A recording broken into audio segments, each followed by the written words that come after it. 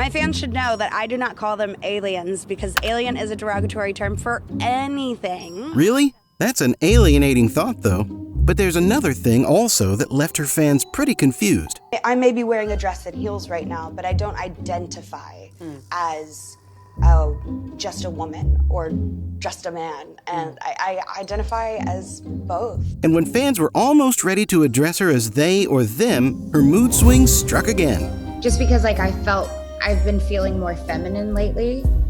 How childish, don't you think? Just see the look of sarcasm right on her face. All these tantrums were still bearable, but then came a day when she tweeted this about her bodyguard named Max. I hired a lady of the night in Vegas and sent her to Max's hotel room to surprise him. She walked into his room without permission and grabbed him in his area, and he freaked the F out. Ha ha ha ha ha. How insensitive. It's a serious sexual offense. Had Max been a woman, there would likely be a serious Me Too case filed against Demi. But no, she had a peculiar sense of humor, plus the audacity to make it public via a tweet. So this is exactly how a celebrity loses her fans' love and respect. When fans turn away, music labels and concert organizers reject them too. So when Demi couldn't handle her fame well, a downfall became inevitable. But why does she always act like this? Does she have any disturbing past like Ezra Miller, Cara Delevigne, or Eminem?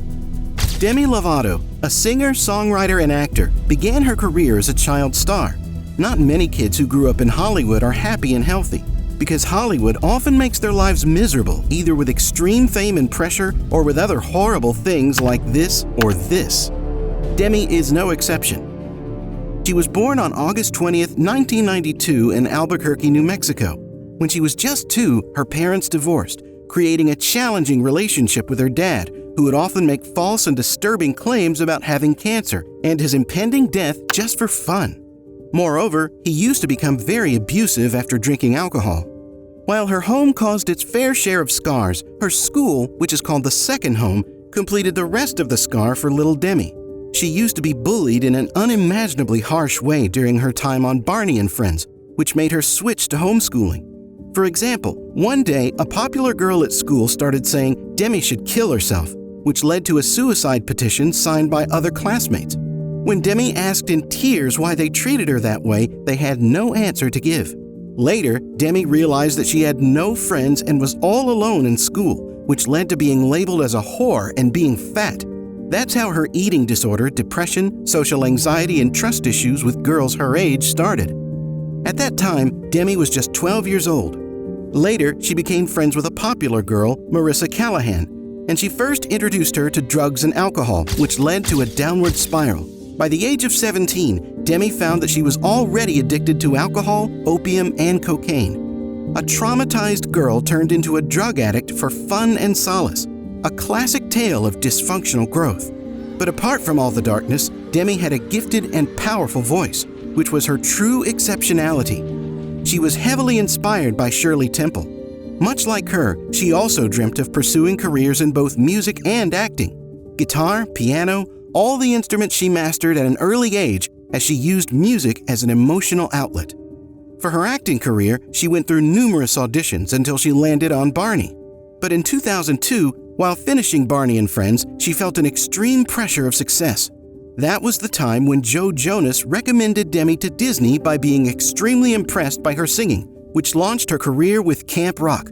Her debut album, Don't Forget, was also released this time, which became the second most popular album in the US. Quite an achievement for her. Plus, she also started dating the 29-year-old Disney actor William Valderrama at that time. So a lot of things were happening in Demi's life simultaneously. But were all of them great? Absolutely not.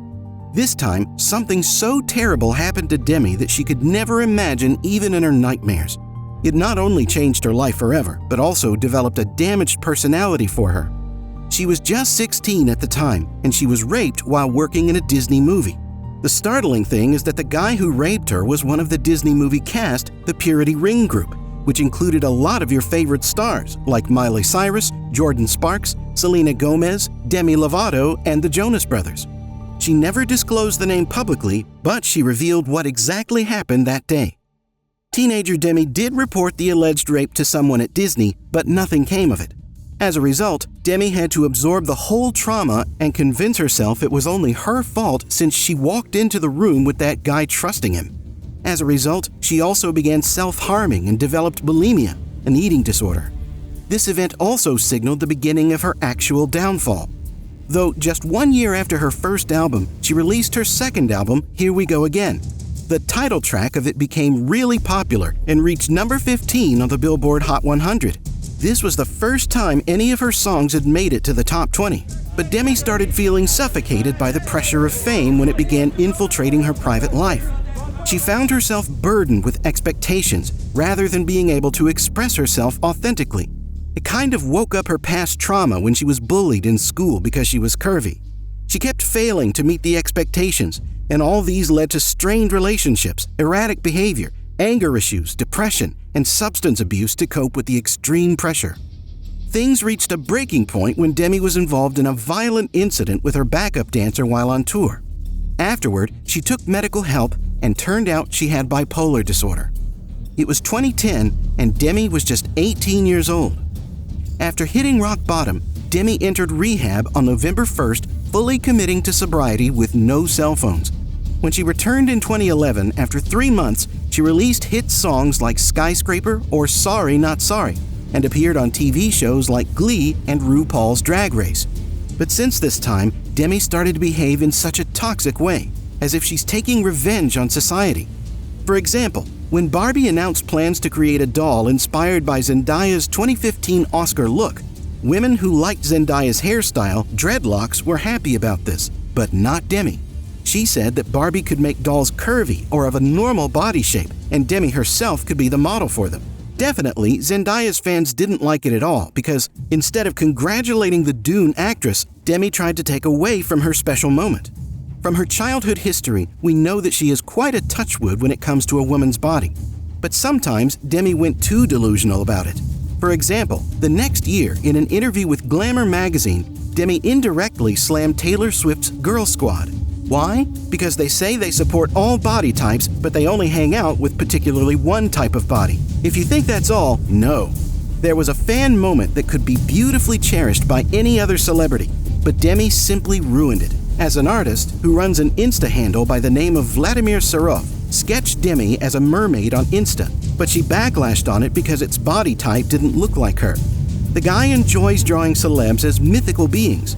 Demi could simply appreciate the effort or ignore it, but she chose to lash out instead. The same year, another pop star needed some funding for her legal fight against Dr. Luke, who had mistreated her, and Taylor Swift donated $250,000 to help.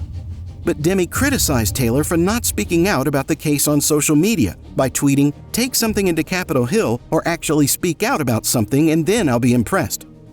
Taylor's fans replied to Demi, saying that anybody can take a stand by making a social media post, but not everybody can do a big financial help. One person even pointed out that Taylor's donation does a lot more to help Kesha than just tweeting about the issue. If that's not enough, Demi got into another unnecessary feud with Mariah Carey when a fan on Instagram posted this meme comparing Mariah Carey's photo to Ariana Grande's.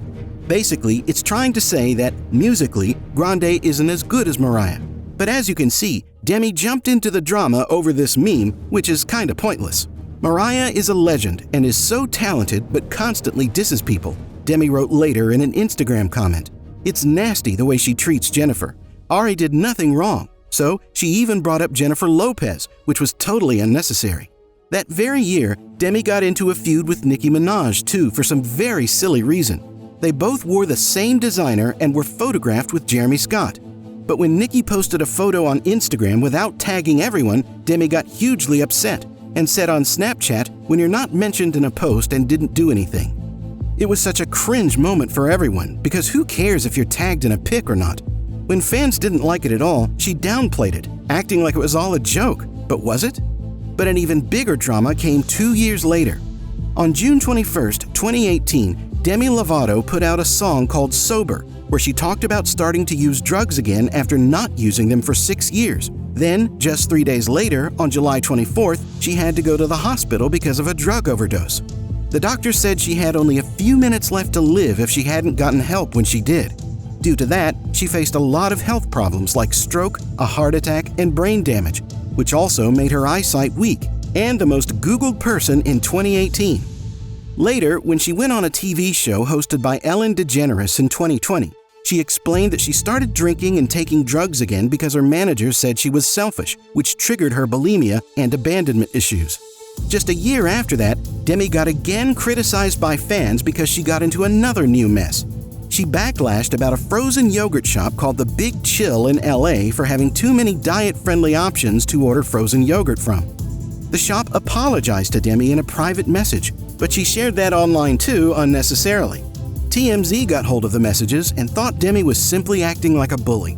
In one message, she even warned them not to mess with her and rudely said, "The customer is always right."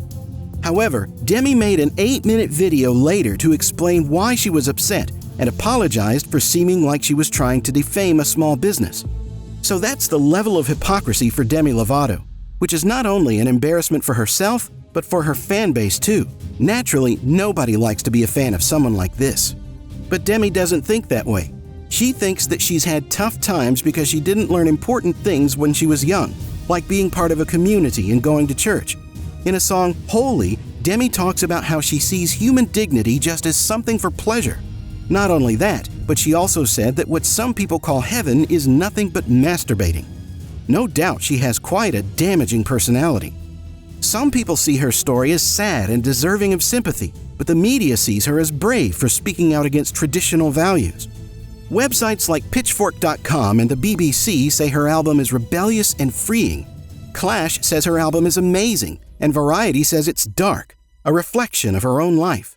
But the bitter truth is, can any of these sugarcoats save Demi from her darkness or rescue her from the downfall? Let us know in the comments. Thanks for watching.